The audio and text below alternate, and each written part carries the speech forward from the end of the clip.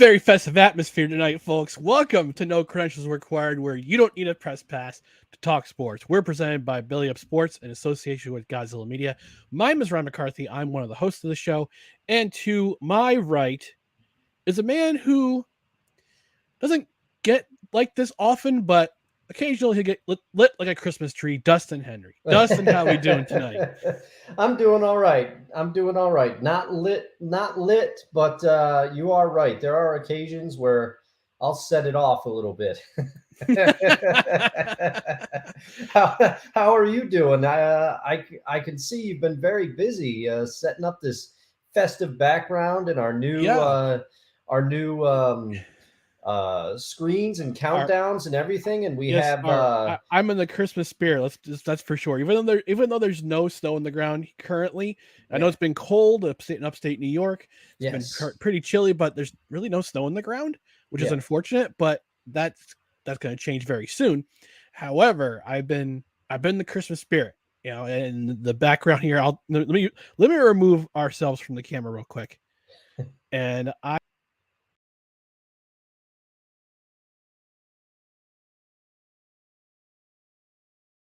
just it's amazing. It's It amazing is. how creative spark can just and enable you to do stuff. And Christmas gets me going, man. Christmas Yeah. gets me going. Yeah, I gotta admit, I'm a little bit more in the spirit maybe than I usually am about this time of year.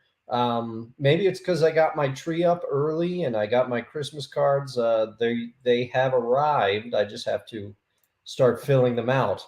But I am one of those people that gets mildly stressed around Christmas time because I always feel like I'm behind the eight ball.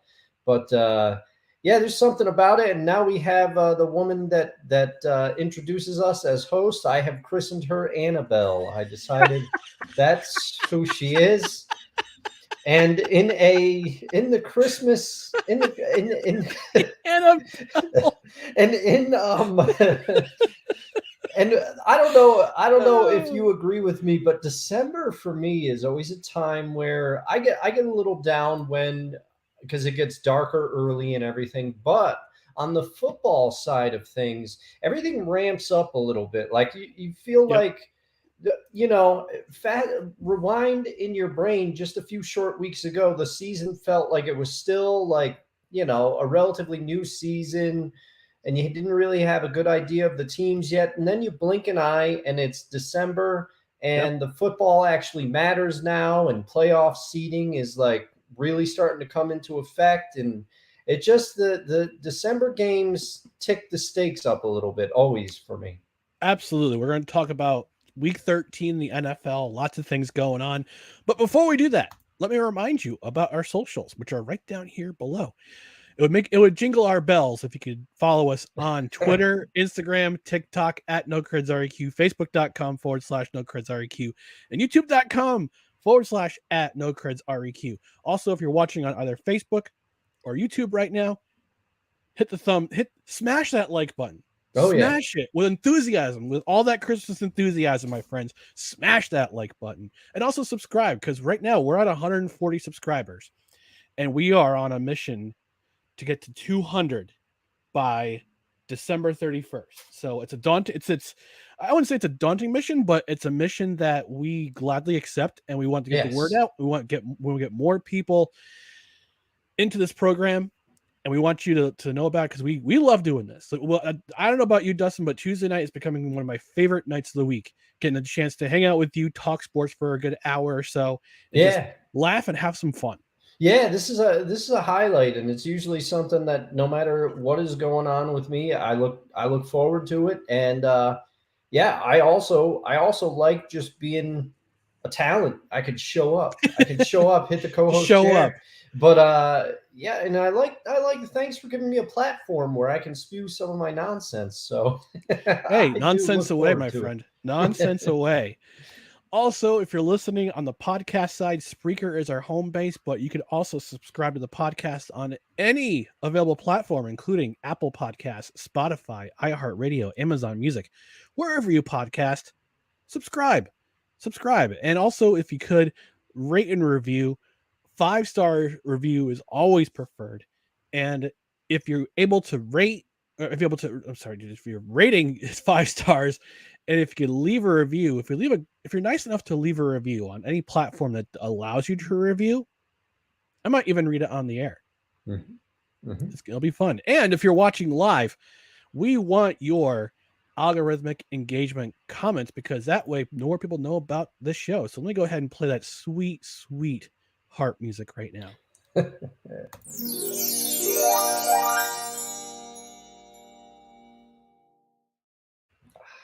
I feel like I should change that because of this season to jingle bells. Like bells. Like Yeah, we could do ching, that, ching, or ching. like maybe a little Carol the Bell thing, Ooh, like actually, yeah, Yeah. absolutely. Or we could get like the screen grab of Kevin McAllister from Home Alone saying, "It's my house. I have to defend it." Oh! Yeah. Well, it's either that or still, and we want to advocate don't shoplift toothbrushes when the shovel man comes by too. No, That no. we discourage shoplifting in the highest form, unless it's for Control your comedy. fear. Unless it's Control your fear. comedy's sake, like Home Alone. Yeah. But anyway, we're gonna talk about NFL Week 13. This was, like you said, as you said in the beginning of the show, Dustin. At the beginning, it was September 11th, and now it's December 6th, and we're getting to the nitty gritty. This is where the contenders start to pull away from the pretenders, and we got ourselves some playoff races. So let's go ahead and start, as always, with the biggest upset of the week. And Dustin, I'm going to start with you. In your mind, which one of these games was the biggest upset in your mind? Well, I have a bit of a weird take on biggest upset this week. It's not necessarily because I'm surprised that the team won the game, but it's just by the fashion in which they won, the way that they won, and it's a tale of two different teams. And I think the biggest upset of the week is the Lions absolutely trouncing the Jacksonville Jaguars. There was a part of me that thought that last week was kind of like a defining moment for Trevor Lawrence. Yeah. That drive and to beat Baltimore at the last second of that game. I said, okay, he's starting to find himself. This team has found their rallying cry now. Maybe they can surge a little bit at the end of the season and head into next year with some positive momentum. And the Detroit Lions absolutely destroyed them, and it's unbelievable to watch. First of all, I can't help but think the Lions are going to be tough next year. We thought they were going to be tough this year, and they're proving they have turned their season around. A few short weeks ago, they were 1-6. They are now 5-7, and in theory, they are still in the playoff hunt. Because of the Lions' win, the Vikings did not clinch the NFC North. So the Lions are hanging in there, and they've got a lot of young talent. Hopefully, DeAndre Swift continues to recover and gets healthier so that he can be ready to roll for the rest of this year and next year. Jameson Williams, they activated him. They went against what I said. I guess they know better. He's out there now. DJ Chark is a playmaker at receiver. They have Amon-Ra St. Brown. Everybody knows about him. Jared Goff, I think, has been underrated. I don't think he's an amazing quarterback, but he's not as bad as everybody says. No. They clearly love playing for their head coach. They are building something there in Detroit, and I was just surprised that Jacksonville came out and laid an egg to the degree that they did. Absolutely. Yeah. No, this was a thrashing. This was a thrashing. I wasn't expecting I wasn't expecting the Lions to beat the Jaguars in this fashion. As a New York Football Jets fan, who has to face this team, who's going to see this team face its New York Jets in the next couple of weeks, I'm concerned. This is going to be a harder game than I think most Jets fans would have expected a few weeks ago. Because you got to remember, just a short month ago, the Lions marched into MetLife Stadium and not just beat the Giants, but handily beat the Giants. Mm-hmm. They controlled the clock. They were better than them on all facets of the game. And it was probably one of the biggest upsets of the season to that point. Yeah. So as a New York Jets fan, I'm I'm concerned about this game. It's going to be a better game than what I think my fellow New York Jets fans suspect it might be. So I could definitely see how the Lions being the Jags would be kind of an upset, considering how the Jaguars did, yes, absolutely beat the Baltimore Ravens in the fashion they did, and you kind of saw Justin Lawrence turn the corner, but came back down to earth last week because of a better Detroit Lions defense, and their offense is starting to put together. DeAndre Swift with a couple touchdowns. I should know because he's on one of my fantasy teams, and I wound up beating one team by 60 plus points last week. So this past week, go. So it's good to be on that side. But yeah, this team, Dan Campbell, man, if the Lions can get to 11 to 10-7. Last week you mentioned Riverboat Ron Rivera could be a candidate for Coach of the Year.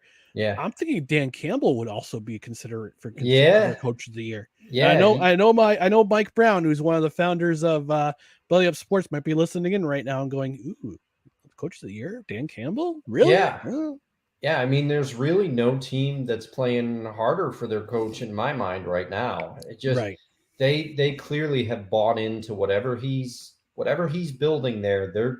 They're in. They're ready to go. And part of me thinks if memory serves, they almost beat the Vikings in week 2. And if only they had, we could be talking about things a little differently now. And they also took the Bills to the wire on Thanksgiving. So this team is clearly on the rise. Yeah. I think I may have called that the Lions-Bills game was going to be a much closer game than what people expected. So yes, so the Lions are on the rise, and we already got some comments in the comments section already. So we got Kevin Wilson, one of our who is also one of our Belly Up creative content creators of the year candidates, and along with me, he says, "Looking great, Ryan. Thanks, Kevin. I really do appreciate you. I believe he's talking about our Christmas motif." Oh yeah, saying looking great. Thanks, Kevin. I appreciate it. He also says Wednesdays are great as well with Chase and I. Chase, he's one of they both run the fantasy football account, fantasy football live on Wednesday nights, and they wrap up the week and they tell you about who to pick up and who to drop in waivers. So that's a great show. Join them on Wednesdays. Craft Brewed Sports, that's either Mike Scott or Mookie. They say Dan Campbell or Mike McDaniel as the Coach of the year. So the turnaround in Miami is insane. Yeah, definitely.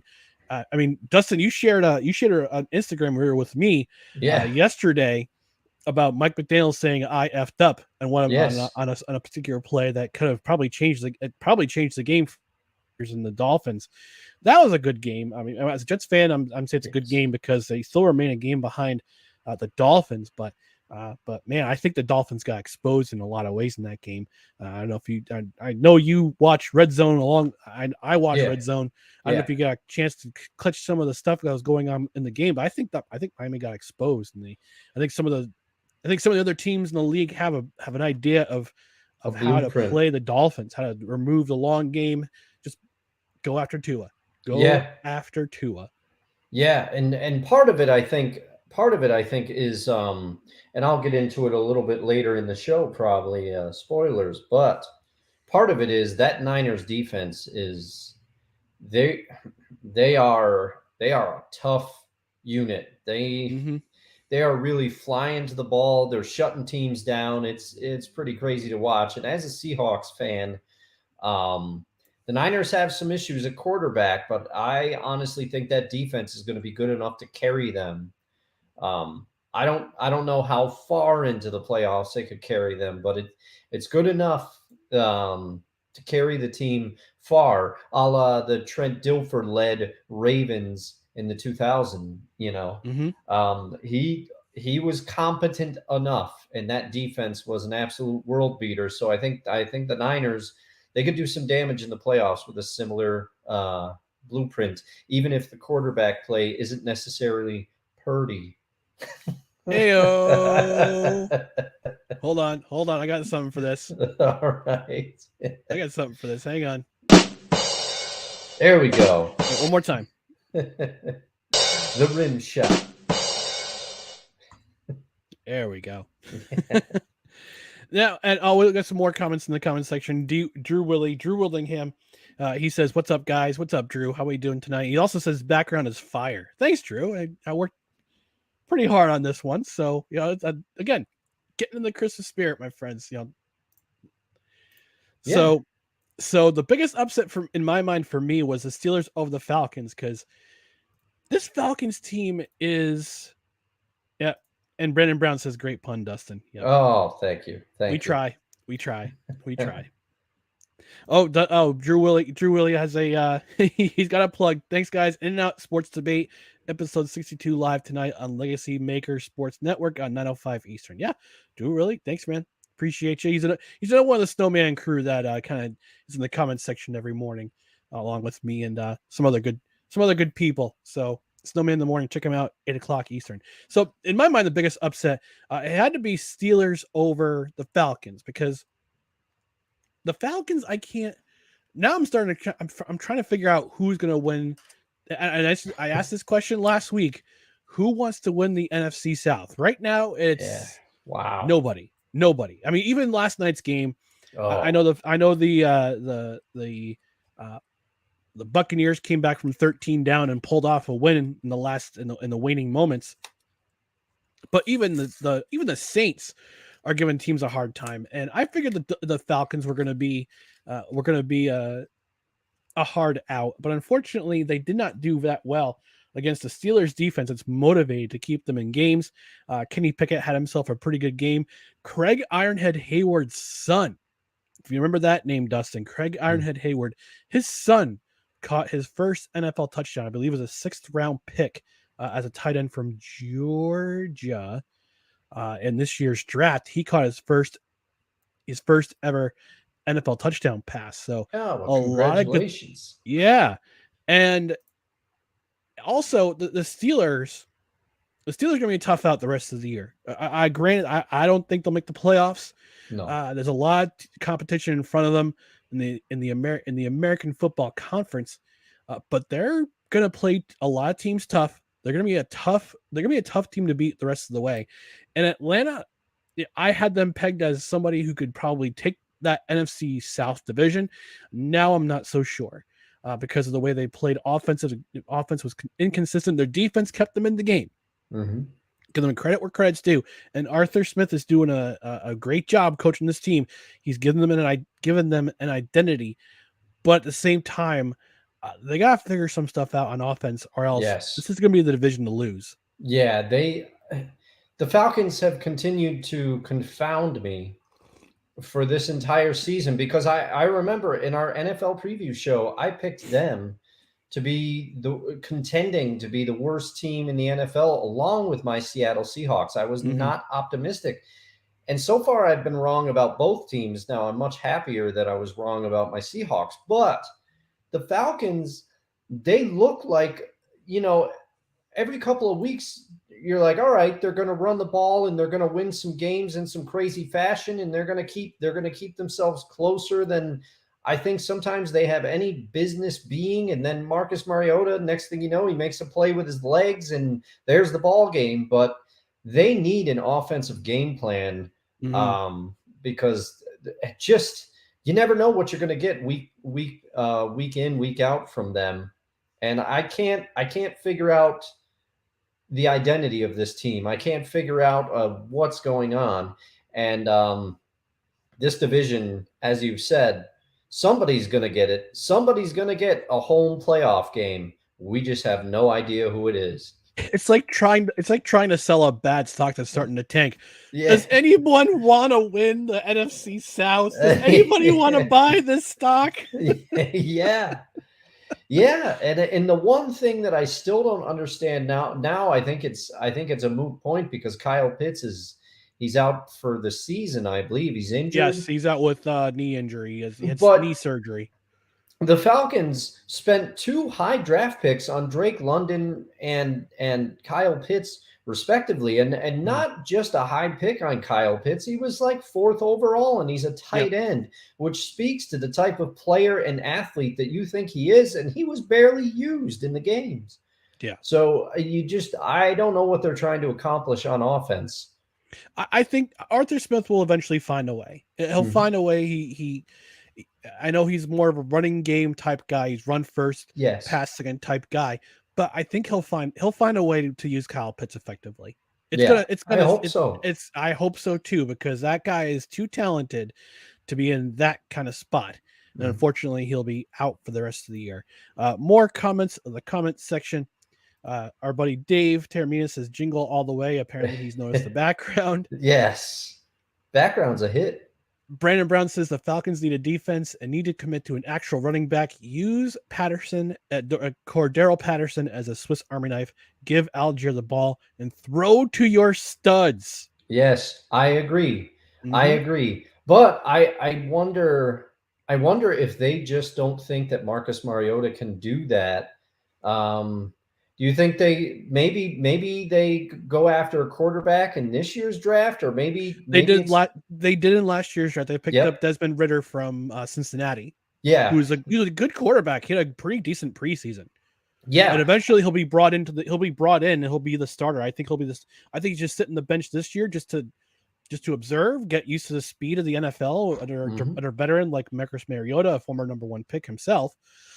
And I think he'll eventually take over the starting role. I think Yeah. they're shelving him for the moment. I think if the Falcons are too far out of it with 1 or 2 games to go, I think they'll put Desmond Ritter in. Yeah, and that's Yeah. what I was going to ask. I would say they'd either maybe go after a quarterback in this year's draft and bring in Desmond Ritter, but you know, I think it's just maybe they don't think that Marcus Mariota can make some of the throws that they need. Yeah, So Brandon Brown's blown up our comment section. Apparently, he's a 49ers fan. He says, "Stop making Kyle Falcons, Pitts yeah, block. Give that to Pruitt or Firkser." And he also says if Ritter starts after the bye, that'll be a big tell on Mariota. I believe they have their bye week is this week, if I'm correct. Look at the schedule right now, and yeah, yes, they don't play again till the 18th when they're at New Orleans. So okay, so if Ritter starts after the bye, it's a big tell in Mariota. I think if the Falcons, like I said before, if the Falcons are too far out of it, if they drop their game against the Saints and the Ravens and the Cardinals, I think you will see them start Ritter against the Buccaneers, who will have a tough defense. It's going to be taking your lumps with that defense. Taking your lumps yeah, against the Buccaneers defense is really good. But I think Ritter will eventually get a start, and I know Mariota is only signed to a short-term deal. I think a 2 or 3 year deal with the intention of bringing in Ritter as your starter. yeah. Dave also says, Ryan, why are you not talking about the real stories? Talk about Liver King.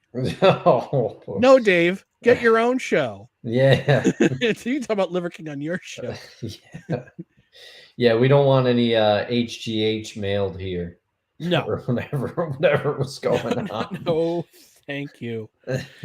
So we're gonna move along to our biggest disappointment. And I'll start on the biggest disappointment. For me, it was the Chicago Bears losing to the Green Bay Packers at Soldier Field 28-19.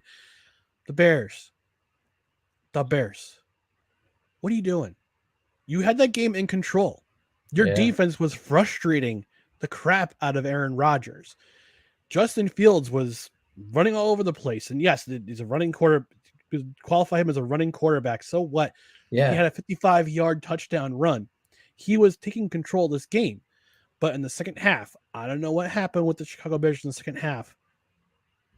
But Aaron Rodgers does indeed own the Chicago Bears and has done so. I think his winning streak over the Bears is the same as the Jets' losing streak to the Patriots, but they had this game in control, and your defense gave away the chance to finally get over the hump, and that hump is Aaron Rodgers. yeah, So I don't know what the Bears can do. I know they're pretty much mathematically out of the playoff picture, and there's a number of things they can do in the draft. They're looking forward to the draft now.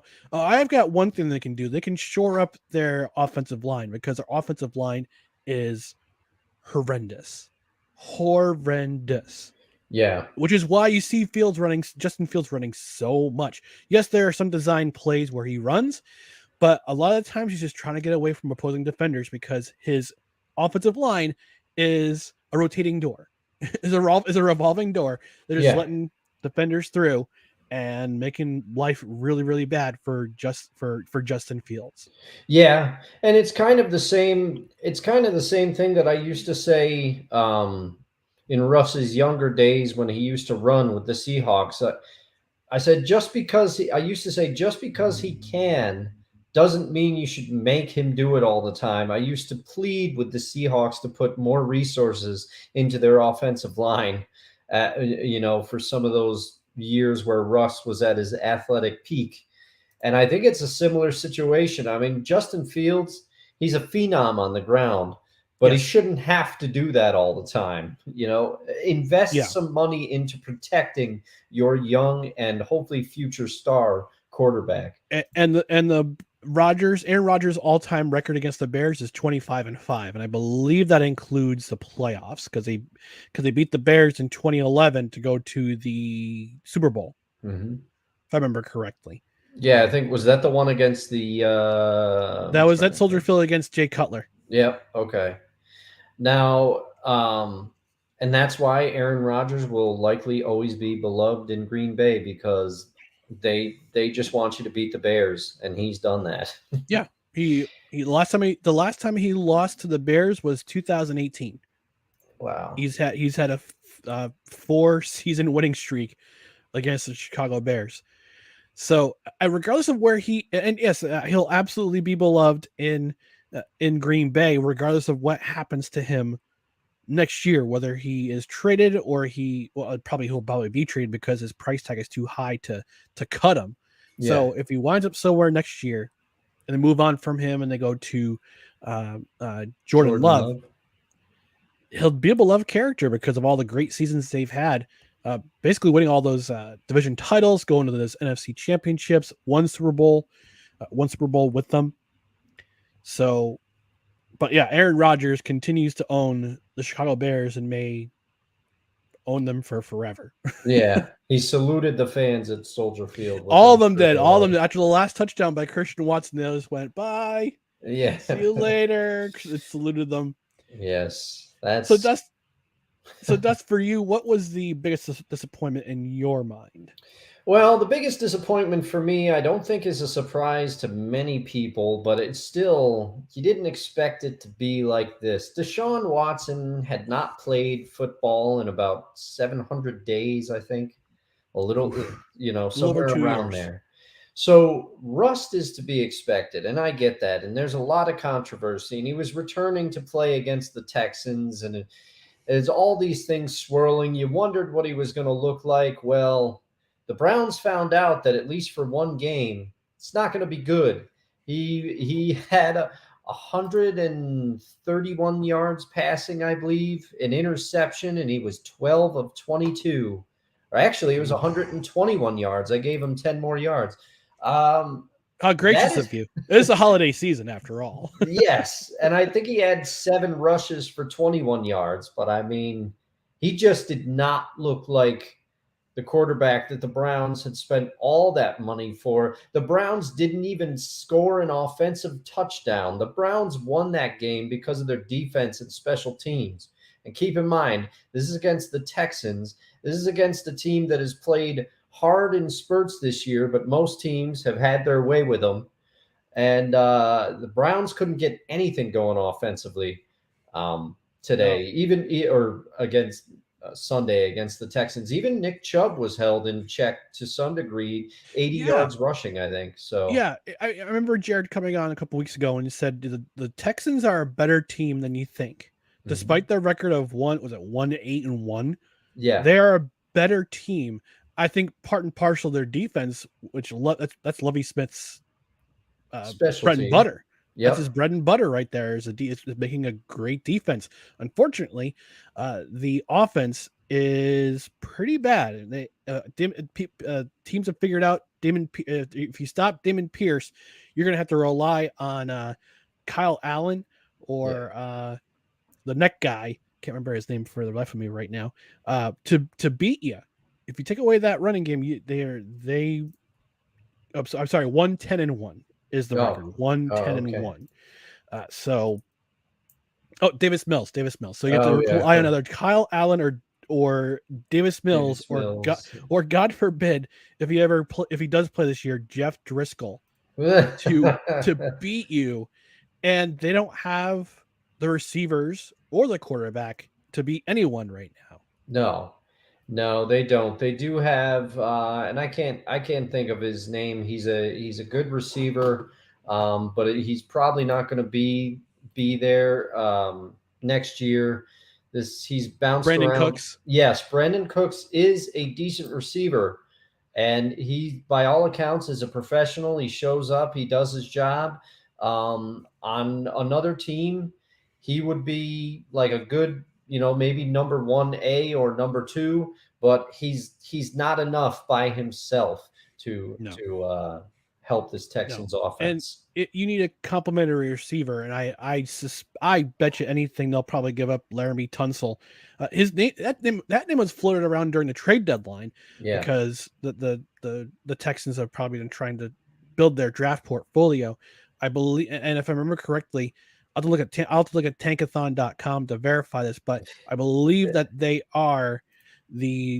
hold a number 1 draft pick right now in the NFL draft for 2023. And let me confirm. Yep, confirmed.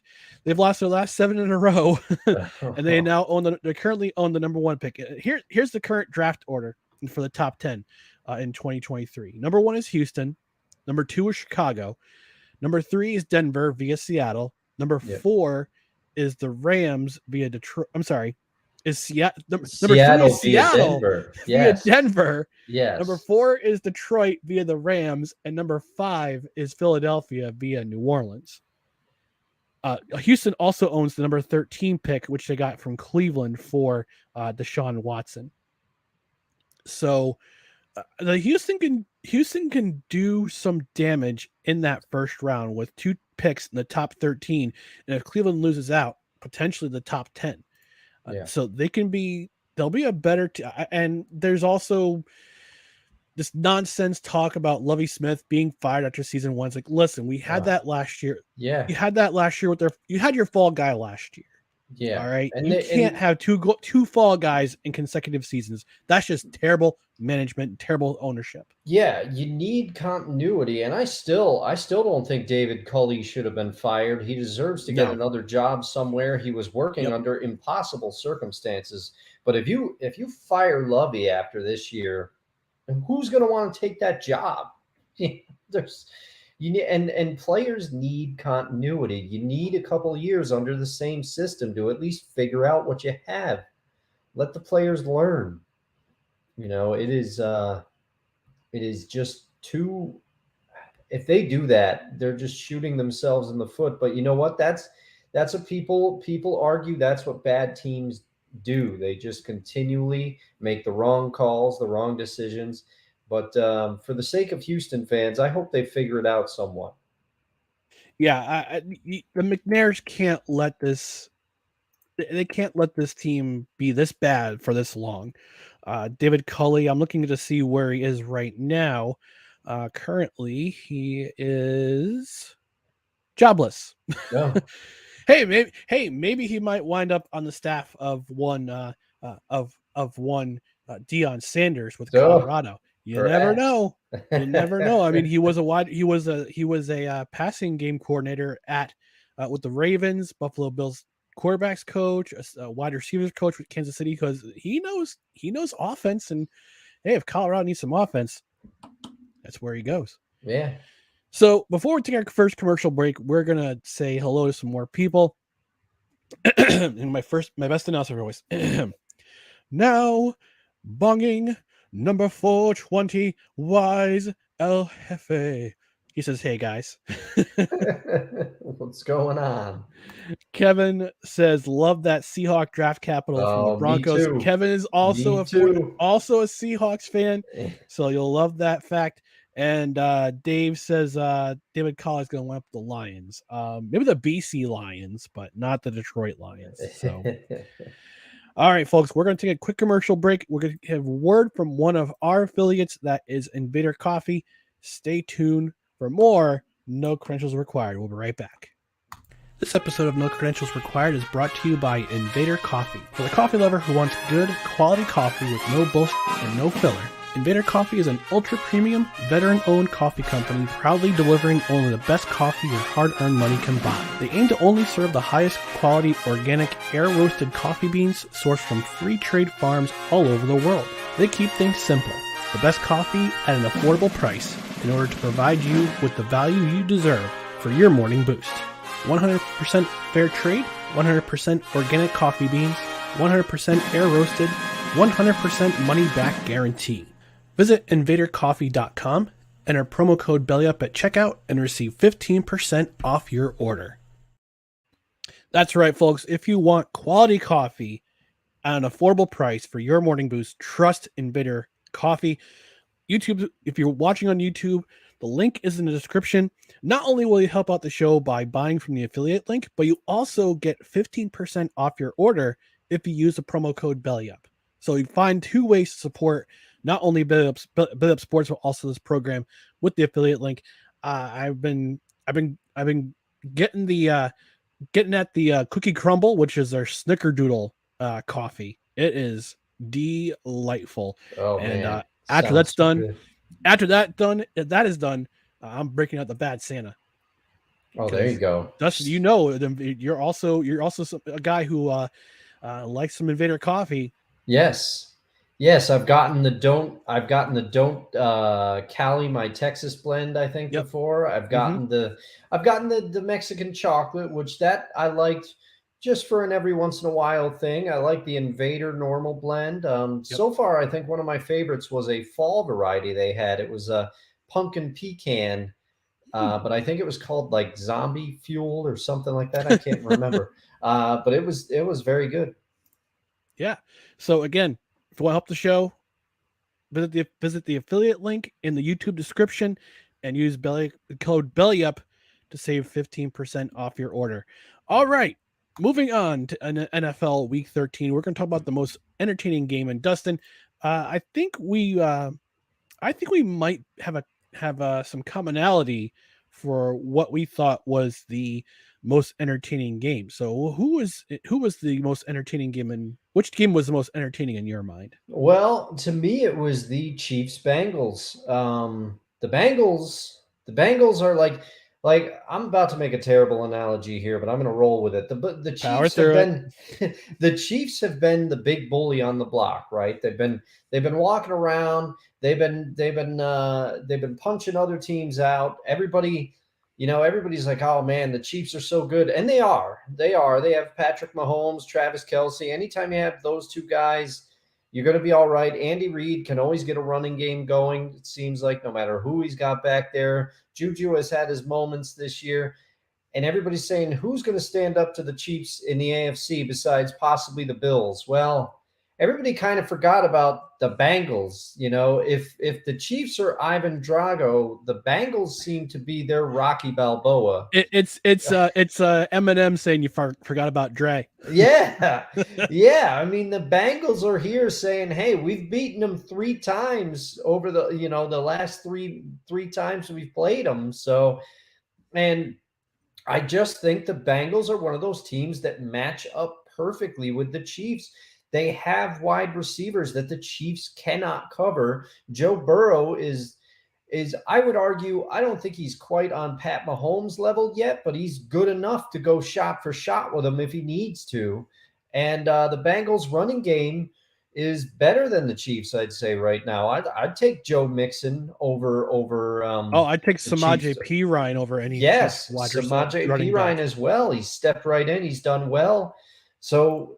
Yeah, I just think between T. Higgins, Jamar Chase, Tyler Boyd, there's too many weapons that the Bengals have, and it's just one of those things where the Bengals are rocky right now. Yeah, I gotta give credit where credit's due, because at the beginning of the season, this supposedly rebuilt Bengals offensive line. Oh yeah, we were hard on them. We were giving them such crap yes. about this offensive line. because they were just bad. They were bad, Yes. but they've gotten together, they've got chemistry, they've gelled, and now they're one of the best offensive lines in football. Yeah. Because not just because they're protecting Joe Burrow and Joe Cool is getting hot at the right time. He made some really spectacular throws to seal the game for the Bengals on Sunday, but also they're grinding out that they're grinding things out on the ground. Hmm. If Joe Mixon's not there, you got Samaj P. Ryan, Yeah. He's filled and in very well. he's filled in very nicely for Joe Mixon. And this defense is still pretty good defense too. I gotta give credit to them as well. They're playing. They're making good plays at the right time. They're Yes. forcing outs to uh, to other teams, and they're starting to frustrate people with their pass rush too. Patrick Mahomes for a few plays was running around trying to find open Yeah. receiver, and when you make the quarterback run around like that, you're not only doing an effective job in the secondary, but you're also making the other team waste time. Hmm. And that's such a big thing in the NFL today is making the other team waste time when you're on defense and they're on offense. Yes. And I don't know if there's a stat for those stat nerds out there to compute time efficiency of defense on the field, but I feel like they should start one, even though I'm not a sabermetrics guy. But there should be some sort of stat like that saying, "Hey, defensive efficiency. How many times are you getting other teams off the field? How many times are you helping contribute to your offense in terms of having them get on the field so they can eat up the clock?" Hmm. Hmm. So I feel like that should be an offensive stat. Now, speaking of stats, this is actually the third time the Bengals have beaten the Chiefs in a calendar year. That is pretty Yeah. unprecedented because Yeah. they beat them in the last week of the year in 2021. Yep. They beat them in the AFC Championship game, and they beat them this past week. And that's to beat one team, one NFL team, three times in a calendar year is a damn near impossible feat. And Yeah. I applaud Zach Taylor, who was once on the hot seat, Yes. unfairly on the hot seat. Yeah. Might I add. Yeah. Yeah. There are some coaches, you ever get the feeling that, well, there are some coaches that are just like Lazarus and they never, let alone they don't rise from the dead as much as they don't die. And you're thinking, this guy's like, he's in over his head. What's going on? I mean, you never want anybody to get fired, but then there's coaches like Zach Taylor who, hey, he took his lumps for a couple of years, but once he had time with the team, he had time to go over, and the GM, and he had time to kind of draft their own classes. Look at where the Bengals are now. I never thought I'd say this, but I applaud Mike Brown for holding on to Zach Taylor and keeping the continuity like we talked about that the Texans should do this offseason. The Bengals did it, and it's paying dividends for them right now. Yeah, yeah, absolutely. I totally applaud the Cincinnati Bengals for their midseason turnaround. They're currently atop the AFC North. It's right now it's a two team race for that AFC North Yeah. between Cincinnati and Baltimore. I have a feeling Baltimore is going to slip a little in Yes. the next couple of weeks because Lamar Jackson's out with a sprained PCL. So he could be out 1 week, he could be out 3 weeks. And the way that Trevor Hundley looked on Sunday, that Ravens defense seemed lost Mhm. without Lamar Jackson. Granted, look, for as bad as the Denver Broncos are offensively, and I'll get to that. I'll get to that in just a couple of moments. Yeah. Their defense is really solid, Yes. really Yes. solid. Yes. It's a very solid unit, a la, and it's kind Even of, without even without Brendan Chubb as their primary pass rusher, yeah. he's gone. And you know what it reminds me of is it reminds me of your Jets when Zach Wilson was helming the offense. No offense, but like None taken. That defense It looks was, he's true. yeah, it's on that same level. I think the Broncos defense is that good, but nobody knows it because all of the headlines have been about how pedestrian the offense has been, and all the things that are coming out about Russell Wilson, the rumors, the calling Seahawks audibles on the Broncos, Nathaniel Hackett's woes. Nobody realizes how good that defense is, except for Yeah. probably Broncos fans who are as frustrated as Mike Purcell was last week. Yeah. Yeah. So yeah, I agree. The most entertaining game was the Bengals and Chiefs game. Mhm. Uh, missed field goal at the end. You figured the Chiefs were going to try to Yes. get the ball back, but Joe Cool had that clutch throw to T Higgins that sealed the game. Going to victory formation. It's fait accompli, and now the Chiefs are the number 2 seed in the AFC. And if the season were to end today, they would play my New York Jets in the wild card. Oh wow. Yeah, That would and that would be, be a great matchup. yeah, I think so. I think so because I'll tell you, Mike White, I think he's just got this team. Like I said, as you've pointed out, the Commanders rallied around Taylor Heineke. Mm-hmm. The Jets are clearly doing the same thing with Mike White. I mean, you had one of your receivers, was it Braxton Miller? He came in with like a Mike White T-shirt on and stuff heading into the game. Braxton Berrios, I Oh, believe. Braxton Berrios, yeah. Yeah, the whole team, a lot of the offensive line or offense, they have Mike effing White T-shirts. There's a cool thing. The Jets had actually entered U.S. Bank Stadium on Sunday.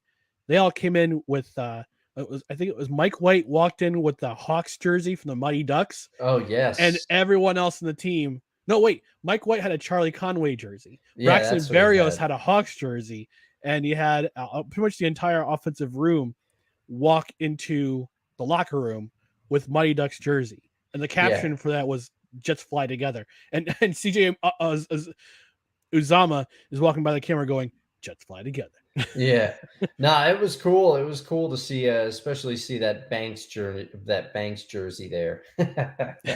Braxton Berrios with the Banks jersey. Yeah, you gotta But love that. I gotta say, as heartbreaking of a loss that was for us fans, that's just nobody in that locker room was ashamed of their performance. Everybody had their held up. Everyone was saying we played for each other. Everybody had their held up at the end of the game. Robert Saleh said, "I'm proud of this team for the way they fought," and I'm excited to see what they do against Buffalo. Hopefully, they don't repeat the same thing in the first half as they did against Minnesota. Otherwise, they're dead meat because Buffalo will, unlike Minnesota, who didn't capitalize on those chances, Buffalo will make you pay. Yes. So it's a They little can and worrisome will. on that side. So hopefully they get their offensive unit right together. Their defense can play as a ball out. They'll ball out. And So just really quick for me, honorable mention to the Giants and Commanders game. I might have picked this game as my most entertaining if it didn't end in a tie. That's deflating for everybody. But I am very excited to see, I believe they play again in 2 weeks. They play in 2 weeks, because the Commanders have a bye week this week, and they play the Giants again at FedEx Field in 2 weeks. Yeah. I think it was flexed into Sunday night. So I don't know. Maybe it's the nostalgia in me. But I'm very excited. It's good to see the Commanders and Giants good again. It kind of reminds me of like those old 80s, early 90s matchups. So it's probably a little bit of nostalgia going off in me. And you are correct. I can confirm Giants Commanders 8:20 p.m. on the 18th. Yep, I'll be watching that. Confirmed. We're moving on. We're going to go to our most notable performances of the week, and I'll start. I went with Davante Adams. He is having a monster year as a Las Vegas Raider, and he struggled in the onset.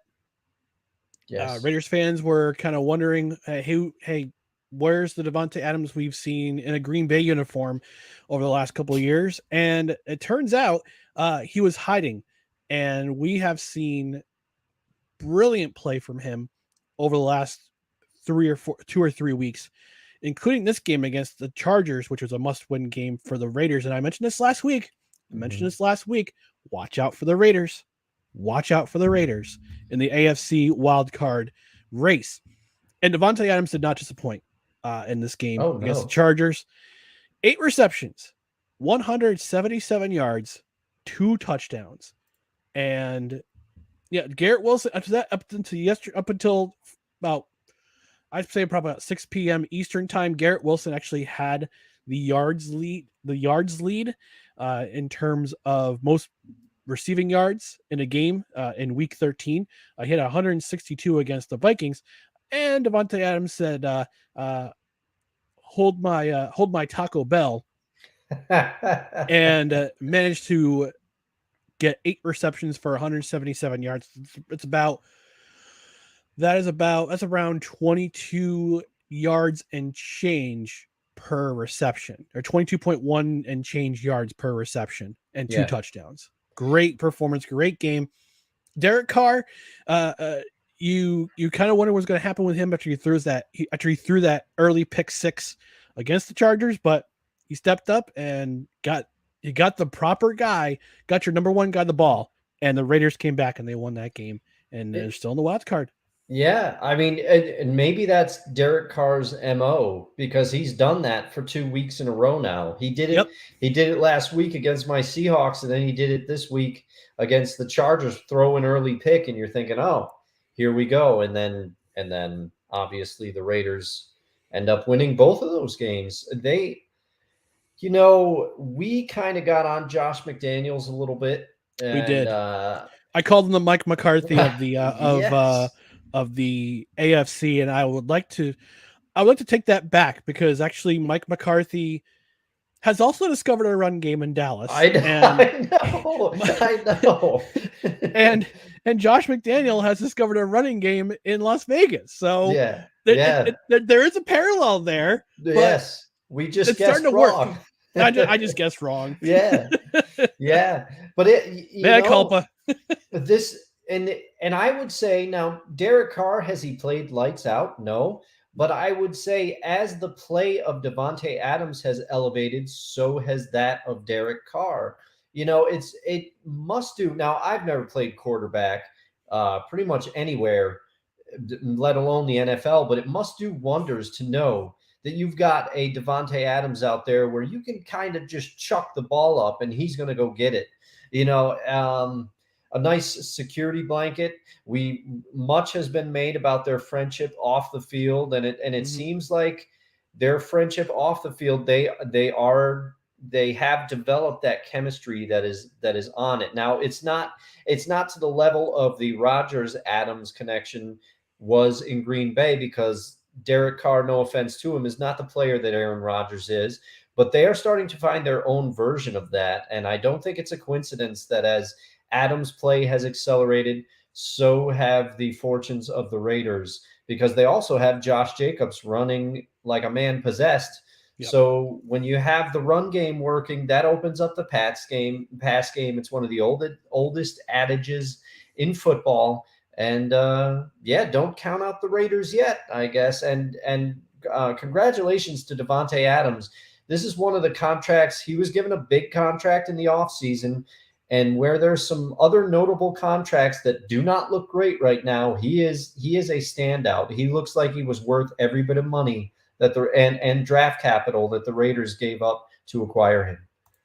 Now, Kevin says there should have been no need to discover a running game in Vegas. I disagree. I disagree. Josh Jacobs is a very talented running back, and when the Raiders draft him, he's going to be their bell cow for a number of years. He's proven that, and having that type of running back to eat up yards, and then, as you said, Dustin, set up the passing game where you have I wouldn't say an elite quarterback, but Derek Carr is a very good quarterback. Yeah, and having one of the elite receivers in the league in Davante Adams be your number 1 receiver, your number 1 target, and have compliments around him, that helps. Mm-hmm. That helps. And right now the Raiders are still in the hunt for that last wild card spot. So we'll see where it goes from here. Actually, I do want to take a look at the Raiders' schedule real quick and find out who they're playing the next 6 weeks, because we're coming down to the wire here. So the next 5 weeks looks like this: at the Rams, that should be a win. Yeah. Again, at home against the Patriots, that's a win. At the Steelers on a Thursday on a actually it's on Christmas Eve. That's going to be a tough one, but I think they should pull it out. They're at home against the 49ers on New Year's Day. That might be a loss, and then they host the Chiefs on on the 8th for the final game of the season. Depending on what Andy Reid does, if he decides to sit Patrick Mahomes and some of their starters, and the Raiders are desperate enough where they're still in that wild card spot, or they're still hovering around the bubble, I think they could win that game. So I think in the final stretch, the final 1, 2, 3, 4, 5 games, I think they go 4-1. I mean, it's feasible. Please don't.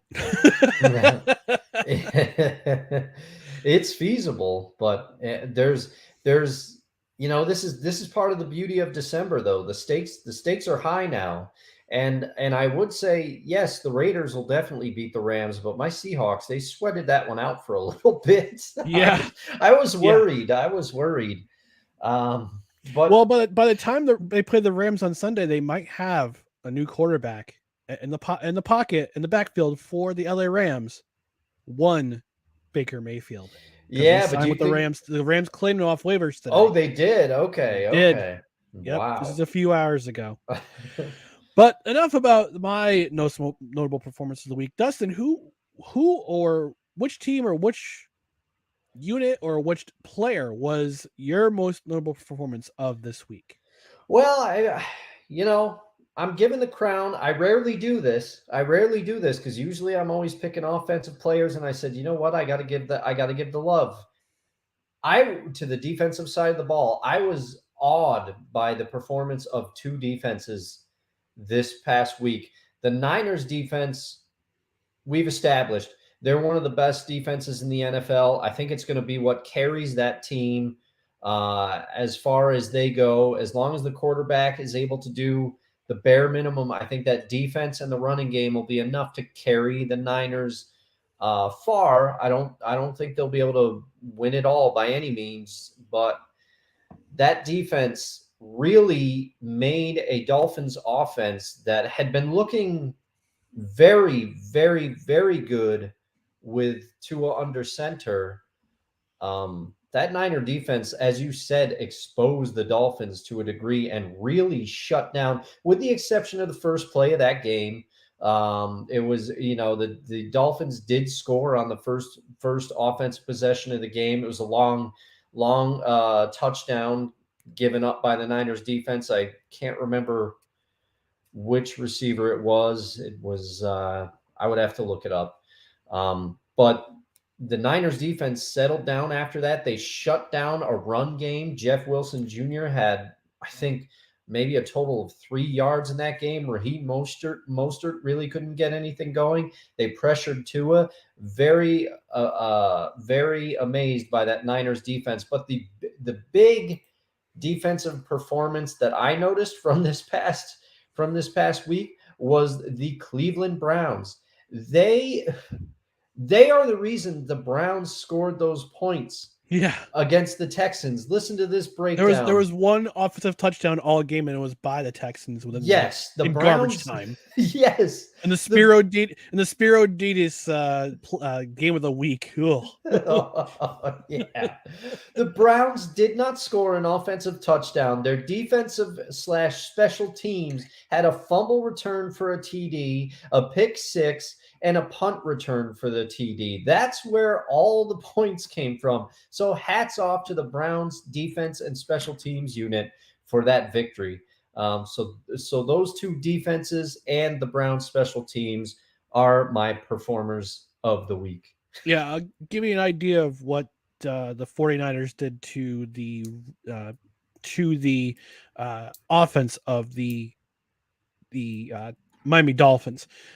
Tua was 18 of 33 for 295 yards, 2 touchdowns, 2 interceptions, 1 sack, a 19.2 QBR, which I believe is his lowest of the year. Yes. Rushing wise, not so much better. 33 total yards rushing, and Trent Sherfield had the one reception for Yes, 75 that's what yards it to open was. the game for a touchdown.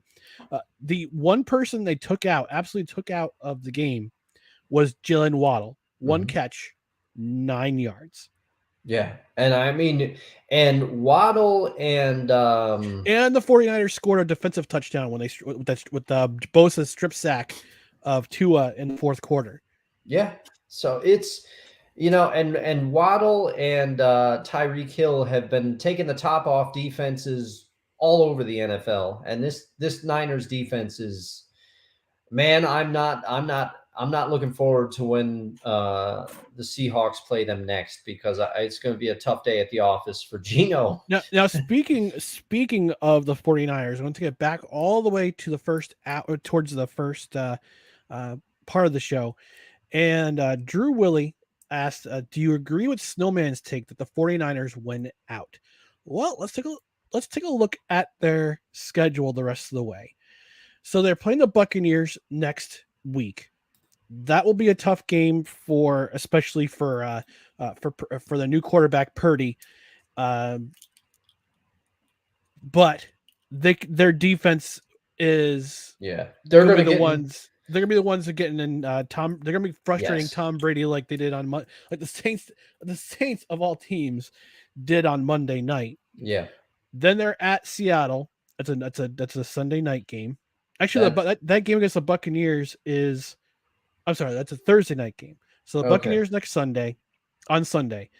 Then at Seattle on Thursday night. Christmas Eve against the Commanders, at the Raiders, and then at home to close up against the Cardinals.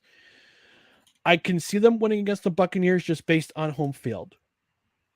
I think short week, traveling to Seattle on a short week, that's going to be a tough one. I think they'll take a loss in that one. I hope Against you're the right. No, of course you think you hope I'm right. Yeah. At home against the Commanders on Christmas Eve afternoon, I think that's a win. They're going to expose Taylor Heineke, although that'll be another close game. I think all these games are going to be pretty close in my mind. At the Raiders on New Year's Day, I think they take a loss in that one. And at home to wrap up the year against the Cardinals, they take that one. So I Oh see yeah. them going. I see them going 3-2 the rest of the way. But that's going to be good enough, probably good enough to win the NFC West in my mind.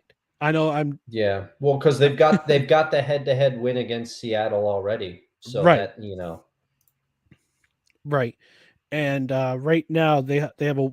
I mean, San Francisco does have a 1-game lead over Seattle. So Seattle had that game against LA, that big win in the closing minutes to beat the Rams, an undermanned Rams team. I know. So we're gonna we're gonna do one more topic for week 13. Hottest individual take of the week. Dustin, what's your hottest individual take coming away from this week? Well, this is a little bit reactionary to me, but I couldn't help but think the Broncos sign Russell Wilson to this massive contract. They give him they give up all these draft picks to get him, and it's early in the contracts. But I would say that if you talk to some of the Broncos behind the scenes, they probably regret the contract. It's early. It's Yeah, early. But that is my how long before the Broncos and Browns, respectively, regret the contracts that they gave out for their quarterbacks. Now I give Deshaun Watson a little bit longer of a leash because he is younger than Russ. I think he's only yep, 27 years old. Um, but both of them just, and we'll see what Deshaun does the rest of the year. Like I said, rust was to be expected, but that was not what the Browns are hoping for when they no, signed him to this contract that they have, and endured some of the controversy. I think rightfully so, that they should have for signing him.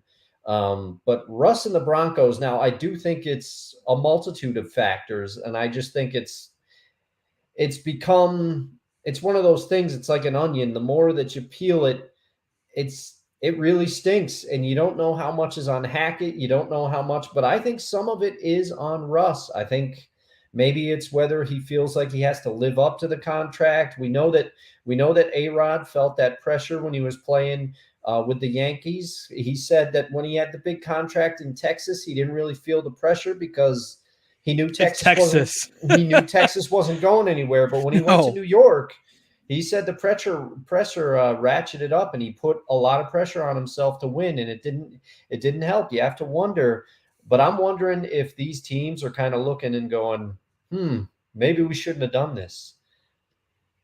Yeah. Yeah. I mean, true. Granted, we're only in year one with Yes, Deshaun Watson. it is We're early.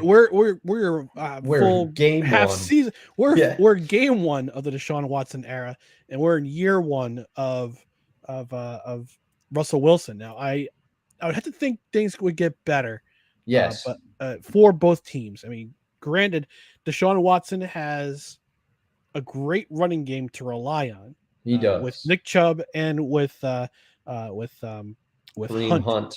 Kareem Hunt, yes, and he has talented receivers. He's got Amari Cooper, Donovan Peoples-Jones. He's a good receiver too.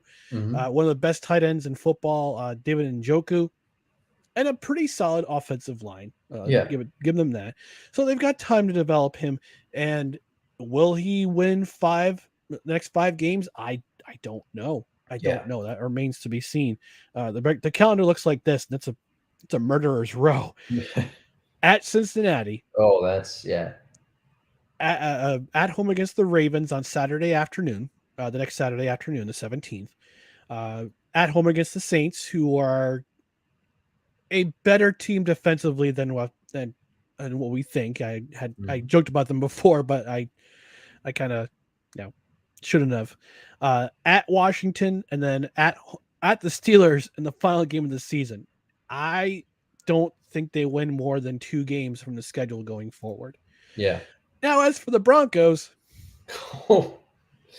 It just keeps getting worse. But I don't know where most of the blame goes now. I have a feeling you'll you tell got us. Russell Wilson. You got Russell Wilson. Tell him Bronco country. Let's ride. The ride's the Hindenburg right now. Yeah, yeah.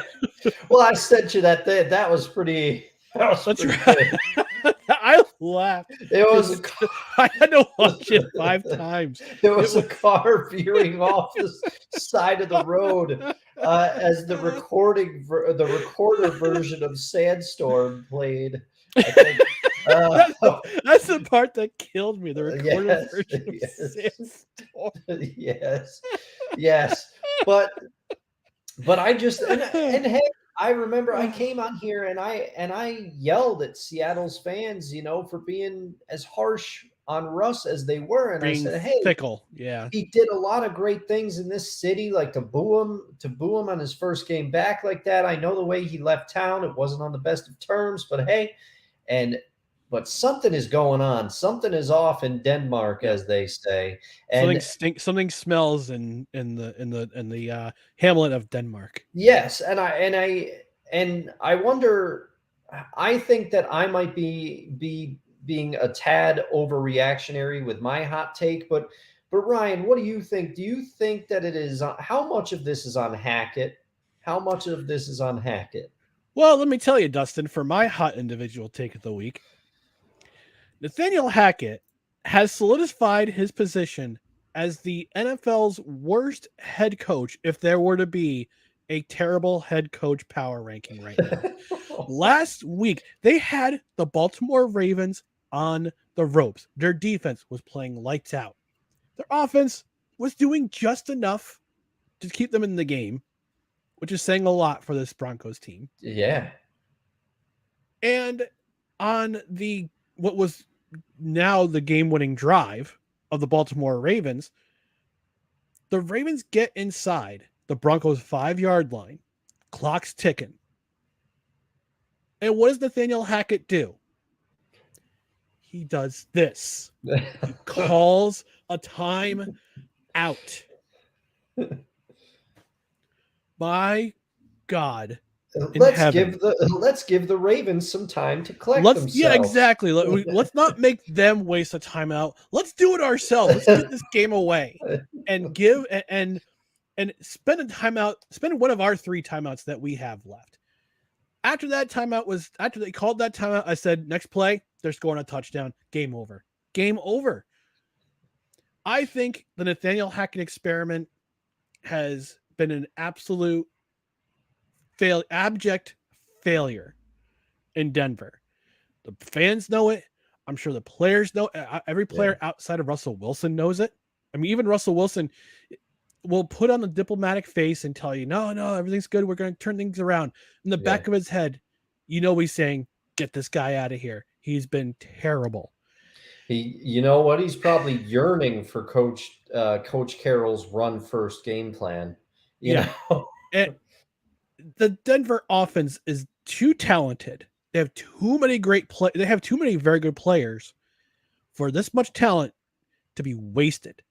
Yeah. And that's what Nathaniel Hackett has done in probably his first and only year as Broncos head coach. I mean, this could very well be the worst head coaching debut ever. And I'm talking like Lou Holtz lasted 12 games as the head coach of the New York Jets in 1976, his only season as an NFL head coach. He said, screw this, I've had enough. I'm going to Arkansas. And I'm going to coach college football because I can't do this. So I think it's top 2 right there of the worst first year of a head coaching job in the NFL. And Nathaniel Hackett just said, you know what, Lou Holtz, hold my beer. I'm going to do an even worse job. And you know what? I get it. I've never played in the NFL. I never coached the NFL. Dustin, you're the same for you. Yeah. I know you'll probably get a lot of flack from people saying, well, you haven't done this. You've never been in the NFL. Right. But I've watched football long enough to know what failure looks like. Yeah. And Broncos right now look like failure because their head coach is in over his head. And I also got to say this to NFL teams, to NFL owners, stop hiring passing game coordinators and offensive coordinators and quarterbacks coach as your head coach. Yeah. Unless you're Mike McDaniel. Mike McDaniel, awesome job in Miami. Yeah. Great job in Miami. Yeah. He had the pieces but the thing is, he had pieces put in place because he said to the teams, I want Tyreek Hill. I think he can stretch the field. You have complimentary receiver in Jalen Waddle. You've got Mike Gesicki, who's a pass catching tight end. We've got a pretty decent running game. Yeah, we could probably use a stud. We could probably use a bell cow running back in the next draft. But I want somebody who could stretch the field, and Tyreek Hill's that guy. And they went out and got him. Well, and it's clear that he had a plan too. Like you're saying, yes. he had ideas. Probably in the interview already, he had ideas of what he wanted to do, and clearly Dolphins personnel liked what he had to say. And we weren't in those Nathaniel Hackett interviews. We don't know. And as I've said, some of the reasons supposedly that the Broncos went with Hackett was originally to try to court Aaron Rodgers from Green Bay. But then to have Nathaniel Hackett had none of the starters played together the entire preseason. How are you going to bring in? That is mind-boggling. Yeah, how are you going to bring in a new quarterback, teach him your new scheme, and don't have any of the starters play at all? Now, there's a lot of coaches that'll have their starters basically not play the first 2 preseason games. But by the 3rd and 4th one, they're at least coming in for a couple of series, and then they're taking them out. You gotta have your players play together before week 1 starts, especially when you're bringing in new people, and especially at a position as pivotal as quarterback. Yeah, absolutely. So, yeah, this is definitely going to be a one and done situation in Denver. I feel for some friends of mine who are Broncos fans who were hoping to see this team go far this year. I think they could have. I absolutely think they could have been a division contender if a competent head coach were running the team. And unfortunately, you got a guy who is completely in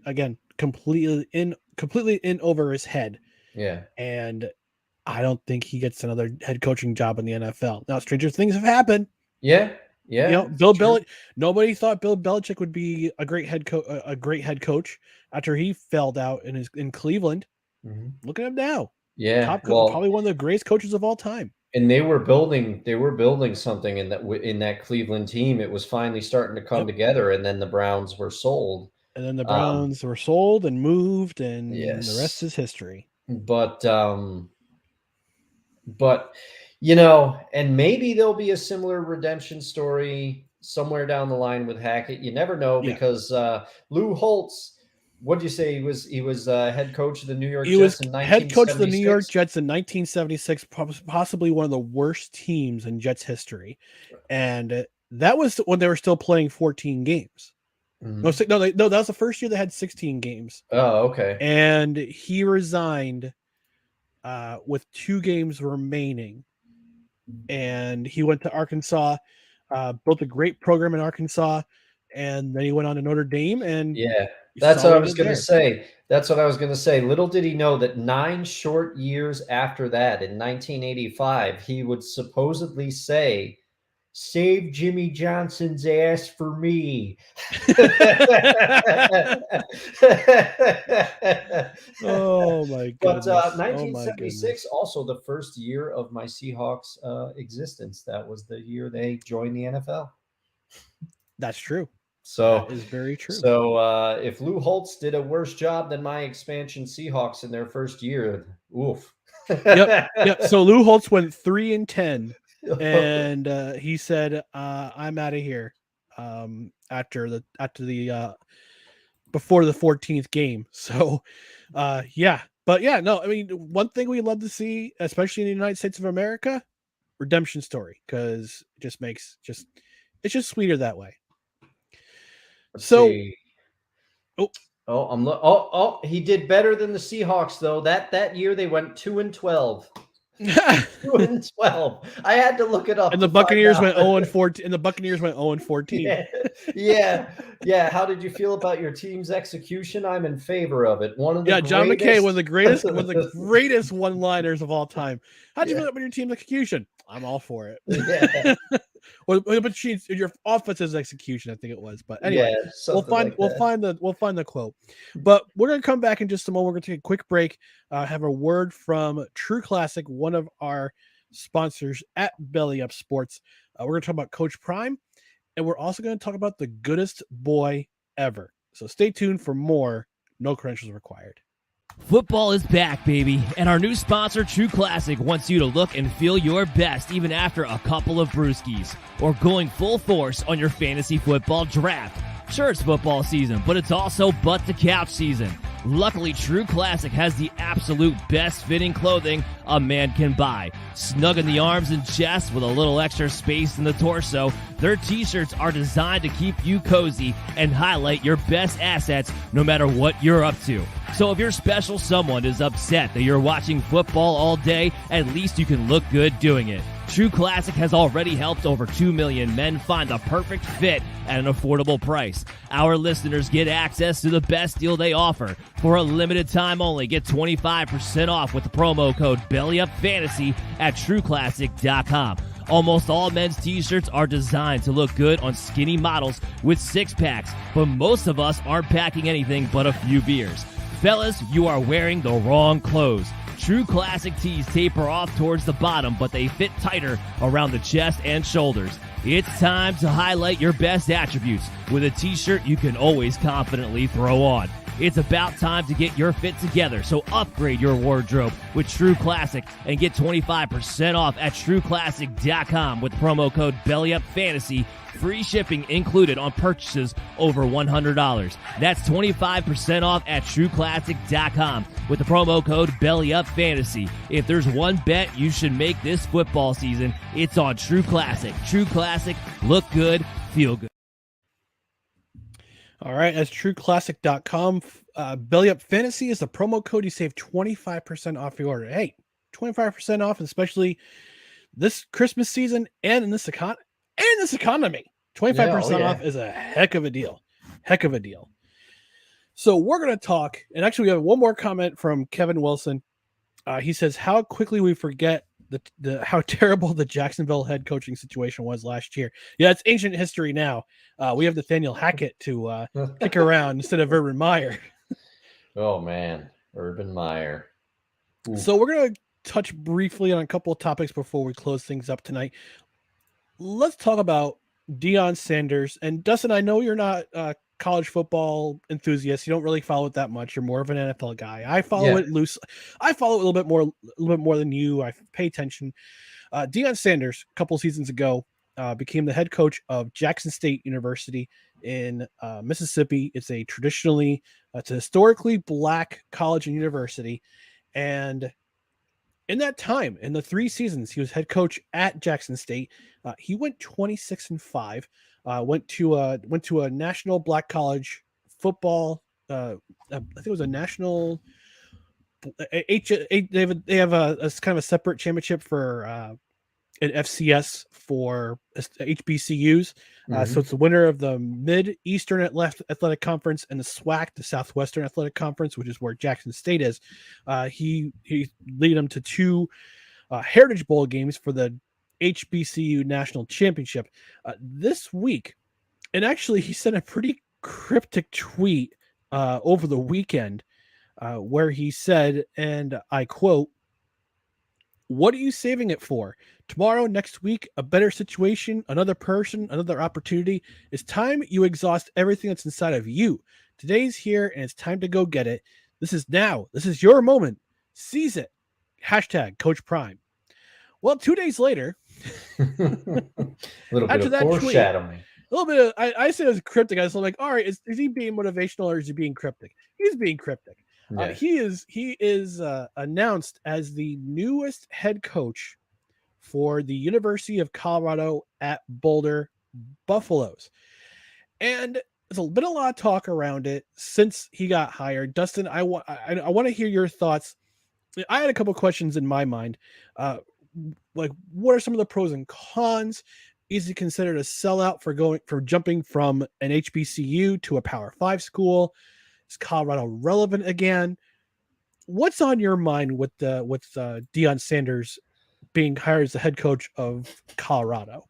Well, I don't necessarily think that he's a sellout. You know, it doesn't. On the one hand, it doesn't look good to, you know, he probably left some players at Jackson State who had gone there with the hopes of playing for him, but that's college football. It all comes down to it. And coaches jump to what they view as better opportunities all the time. And it appears, I don't have the contract details from the University of Colorado in front of me, but it appears that they paid him a princely sum to go there. That contract right now is 5 years, $29.5 million. He'll make $5.5 million the first year with raises of $200,000 every year. The previous head coach, Carl Durrell, they only paid $3.6 million per year, which then was the most that Colorado had ever paid to a head coach. This is from Brian Howell on Twitter. And just as big is that they've given Deion Sanders $5 million for his assistant coach salary pool. Yes. And the salary pool was $4 million last year, which again was the highest ever, but now it eclipsed it by $1 million. He eclipsed it by $1 million. He also eclipsed the base salary by $2.3 million. So, and the weird thing is, now here's the weird thing. Go ahead, Dustin. Before I'm not going to call anybody a sellout for taking they basically backed they backed the money truck up to him, and people can crow all they want about morals and values and staying true to yourselves and all that kind of stuff. But I'll never forget a conversation I had with my mom when I was a little kid. I said, "Mom, or I was a teenager. I was an angsty teenager, and I was dead set on being a musician." Wait, you angsty teenager? Oh, no. Yeah. And I was dead set on being a musician. And I said, Mom, I'd never change my style of music just because a label wants me to. And she went to me, she went, She said, "What if you had a family to support, and what if they offered you a lot of money? I wonder if your tune would change, you know." And now, as Heyo. I'm an older man, I'd be like, "Yeah, I'm taking the money." Like, it comes down Go to it. go mom with the Yeah. unintended pun. Yeah. Now the only thing that does kind of rub me the wrong way is at the introductory press conference, he mock introduced his son and said he's going to be your quarterback. That's your quarterback. So it is rumored that his son is going to transfer over from Jackson State to Colorado to play quarterback for them. Now it looks like his son can play quarterback. It looks like Yeah. I looked at the numbers last night. They're decent, but that's a little, I don't know. Something about that doesn't seem quite right because he said, "Oh, he's going to have to earn the job." You're already talking about a student that is not yet at your school, and then you're saying he's going to have to earn the job. Is he? Is he really going to have to earn the job? Doesn't sound like it to me. But I think a lot of the supposed controversy around this hire, if Deion starts winning and dominating the way that he says he wants to, results matter in college football more than any other place, I'd say, except for the NFL. And if you're a handful of teams, I would say it matters as much as the NFL. Like if you have a bad season in Alabama, they're not going to want you there. There's certain teams that expect to be playing for the national title every single year. That's their standard. So if he can start to deliver some results, and some kids will go to Colorado now because of his name value, and he can say, "Look what I did for Jackson State," and that was Jackson State. This is a little bit bigger market. We'll get you more exposure. Who knows what could happen? But to me, a lot of it depends on results. We'll have to see how this plays out. Yeah. Before I give my opinion, give a quick shout out to Cole Johnson of Cole Sports with a Z, and also part of the team at Snowman in the Morning with Cole Johnson. He says, "Gentlemen, good evening. Good evening to you as well, Cole." Now, here's my opinion on the matter. I think he should be able to go wherever he wants. And here's a funny part. The AD of Colorado was asked how they came up with the money, and he says, "We don't have the money yet." And then he added, "But I know we'll have it, so I'm not worried about that piece." And Wow. I gotta say, Deion Sanders isn't exactly cash poor. The Mhm. man's net worth is $45 million. Yeah, he has money. He's earned money, and also I might add, former Albany Colony Yankee Oh Deion yeah, Sanders. At once that's upon a right. time, he was with the Albany Colony Yankees. Now, granted, right now the two biggest conferences. I mean, he's going to be in the Pac-12, which will shrink by two teams in 2025, with USC and UCLA jumping to the Big Ten. Now, will the Pac-12 replace those teams? I don't know. And who will they replace them with? Again, I don't know. Could they get Boise State, or I would say BYU, but BYU's joining the Big 12 in 2 seasons. So they won't be it. But I think I could see Boise State joining the Big 12. I could see what other school is in that region. Utah State also joined the Big 12. So 2 Mountain West teams joining the Pac-12. And the Pac-12 is a Power 5 conference. So it's not like he's going from an HBCU, from Jackson State to New Mexico State, who I'm pretty sure would also hire him for the right price too, or New Mexico, or a Group of 5 school. He's going to a Power 5 school. And the AD says, "Yeah, we don't have the money to turn it around. We don't have the money right now, but we'll find it." Yeah, you'll get more revenue with ticket sales. You'll get more revenue with apparel sales, Coach Prime T-shirts. I'm pretty sure the Coach Prime T-shirt they're selling already at the University of Colorado. So they'll find the money one way or another. And again, it's not like he's cash poor. Plus, the fact that while he was at Jackson State, he donated half his salary to improve facilities. I think he might even do the same thing at University of Colorado. Yeah. Because how are you going to compete with other schools if your facilities are not up to par, are not up to a Power 5 school? So once they improve facilities, and Kevin Wilson, don't bash Mexico State. My wife went there. Sorry, Kevin. Although they had a decent season compared to previous seasons this past year. I will admit that as an independent. But if he's going to be taking half his salary, and again, he's not exactly poor for cash. He's got his net worth is a lot of money, a lot more money than probably I'll see or you'll see in our lifetime combined. Yeah. And he'll pour that money back into the facilities and make them Power 5 acceptable. Now, I also want to address the sellout thing. And there's a lot of people saying that, oh, he's a sellout because he could have helped a lot of the HBCUs get better athletes and improve their facilities. Listen, they'll be fine. Mm-hmm. They'll be just fine.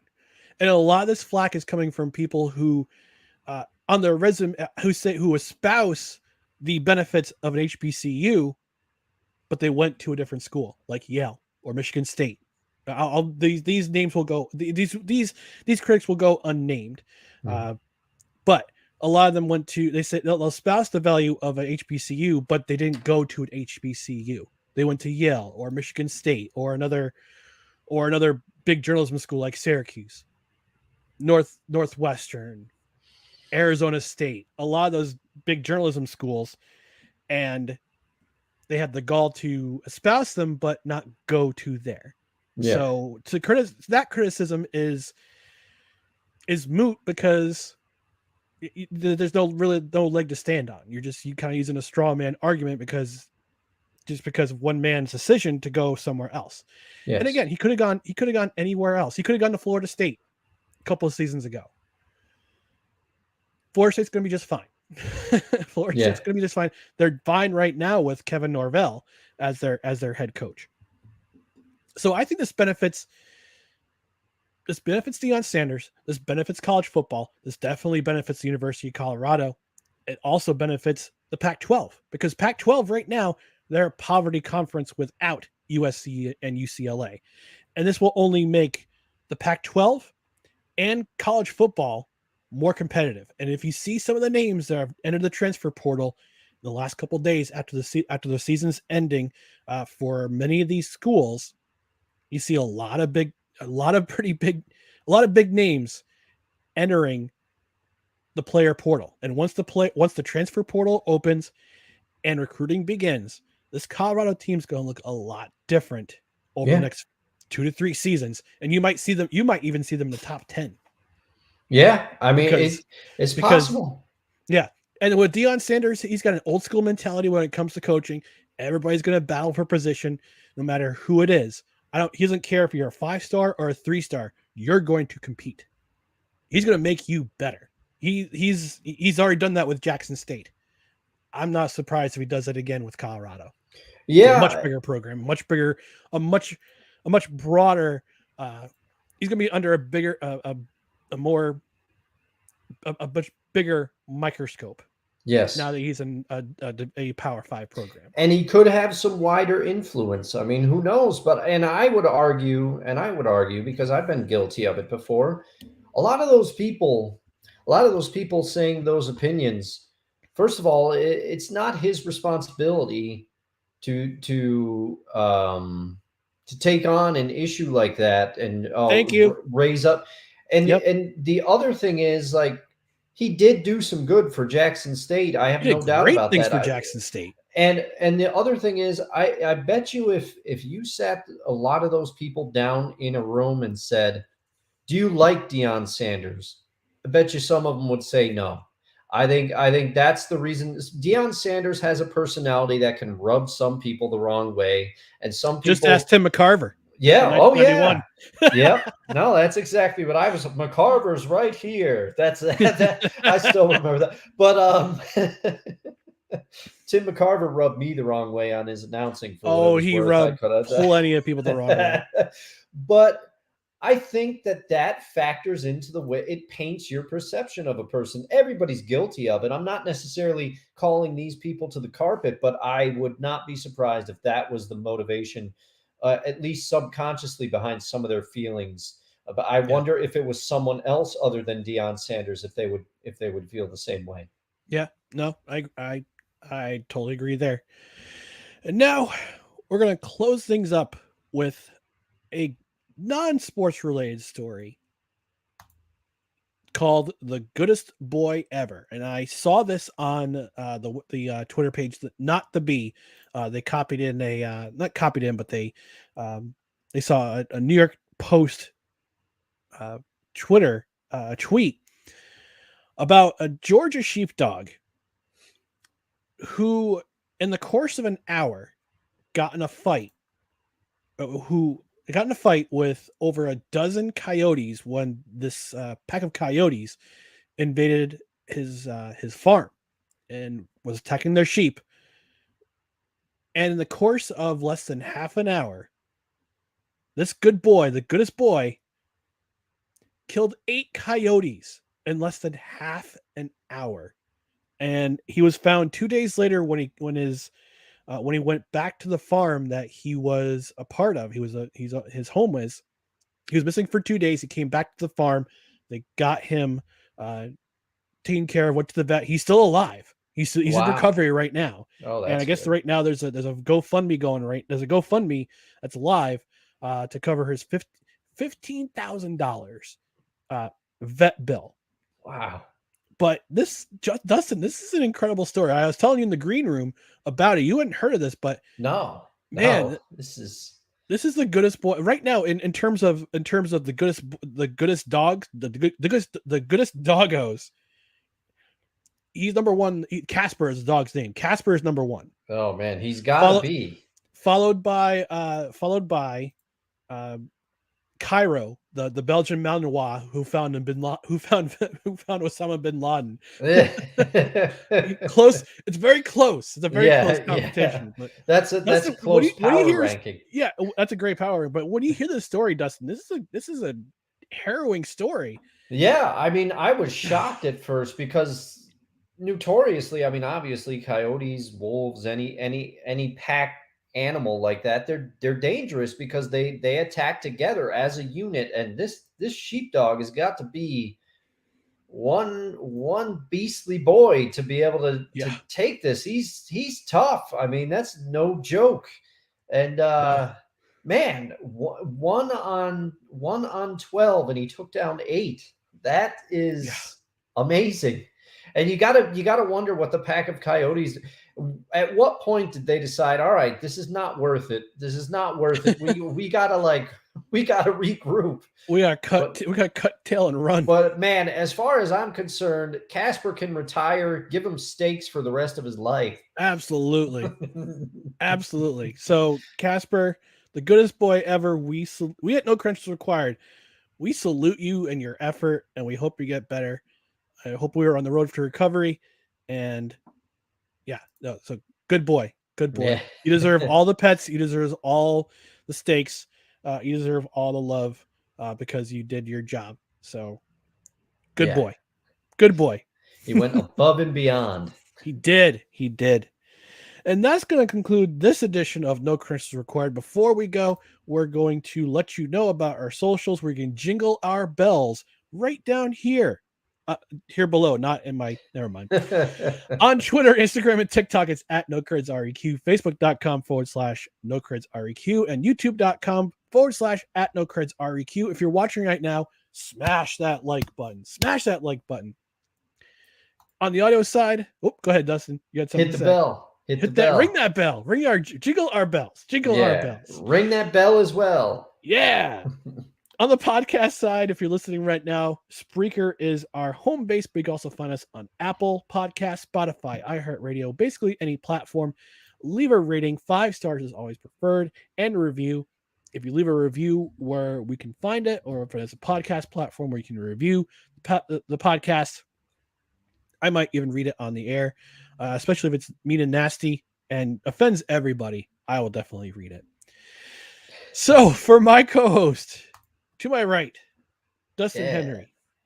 I'm Ryan McCarthy. You have been watching or listening to No Credentials Required, where you don't need a press pass to talk sports. We're presented by Belly Up Sports in association with Godzilla Media. If you've been watching live or listening, thank you. If you're watching the replay, thank you. We appreciate all your watching and listening.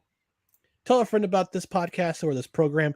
We're trying to make the effort to get to 200 subscribers on YouTube by December 31st. We're actually 140 now. We were at 139. We're actually now at 140. So only 60 more to go. But folks, we'll see you back here next week at 7 p.m. Eastern. For Dustin Henry, I'm Ryan McCarthy. See you next Tuesday night. Good night, everybody.